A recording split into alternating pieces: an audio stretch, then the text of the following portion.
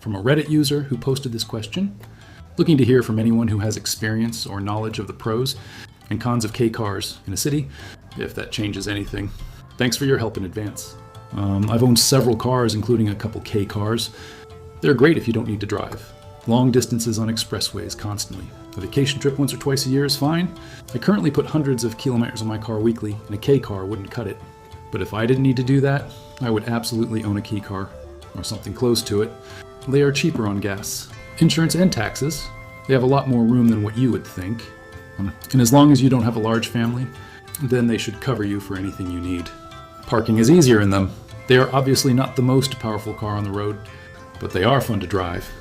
Very little downsides unless you absolutely need a larger car for specific reasons. Pros and small size so easier to navigate narrow streets. Cheaper to get shaken, cheaper servicing, cheaper insurance. Cons, cheaper K are built poorly. They're not that efficient on gas. I need to be thrashed to get up hills up to speed. Cheaper cars have poor safety standards. They're loud relative to the engine output and often have poor sound deadening. Not great for longer road trips. Small size can limit usability if you need to cart many people or large items around.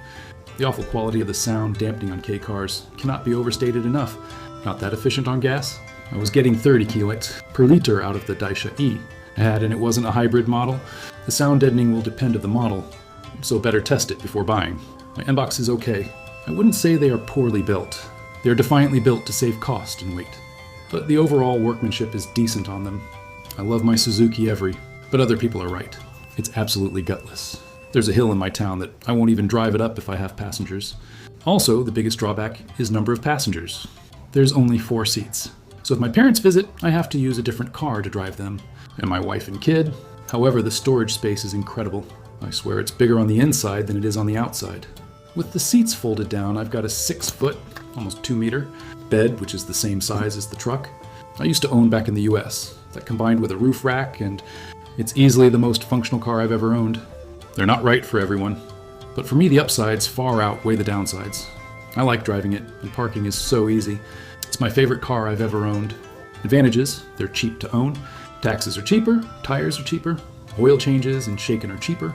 You can buy used ones really cheap. Disadvantages, they're gutless as hell.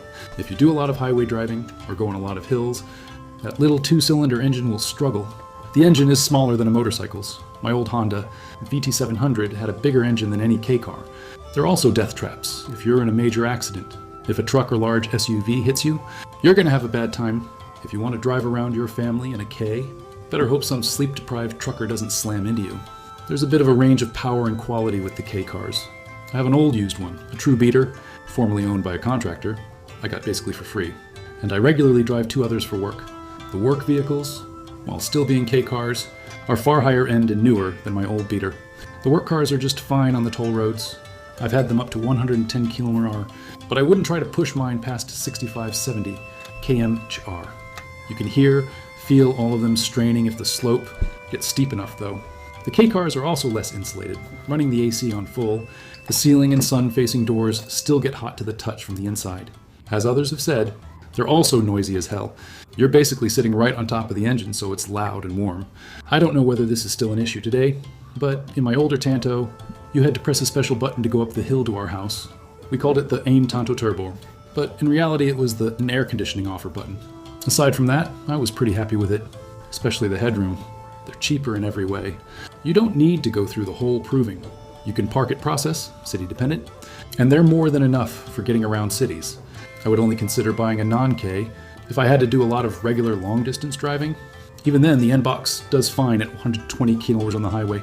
If you buy the normal base model, K car, maybe you are not gonna have much cons as the limit speed in the cities is very low. And at least you are a big guy, I think you are gonna be comfortable. There are spacious key cars models these days, and tax and shaken cheaper, especially the first shaken where you don't have to change much parts yet. If you want more engine power on a key. Car for long trips, there's the turbo enhanced engine ones. My last and second K car is a turbo model. The tires are bigger than normal key cars, and I think the suspension is also different because they feel more stable and less shaky than other key cars.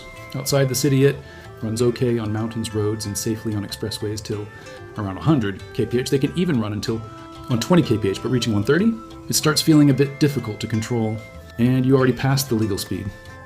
That being said, Heat and noise insulation is the worst in many models, but if you can afford it, there is some car shops that do it for around $100,000 for a K car. You can also DIY. There is plenty of instructional videos on YouTube and the materials on Amazon, but it's too much hassle.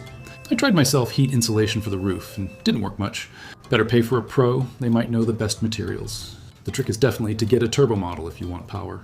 The AWD turbo models exist for people who own them in hilly country. I currently have a 2010 Daihatsu Tanto, wife has a Toyota Voxy. My car is perfect for around town. Easy to park, drive down tiny side streets. Easy to reach my kids in the back with the passenger seat down when they drop stuff. Unless I'm driving for over 1.5 hours. We take my car and put all the KMs on it. We also take it if we are taking a lot of stuff. Overall, if you drive far or in a mountain area, I would go for an in-between kind of car. Next car I'm looking to get is a Toyota Rumi Suzuki Solio. Keys are cheaper to own and lower price yearly checkup and taxes. The main drawback is they can only legally sit up to 4 passengers.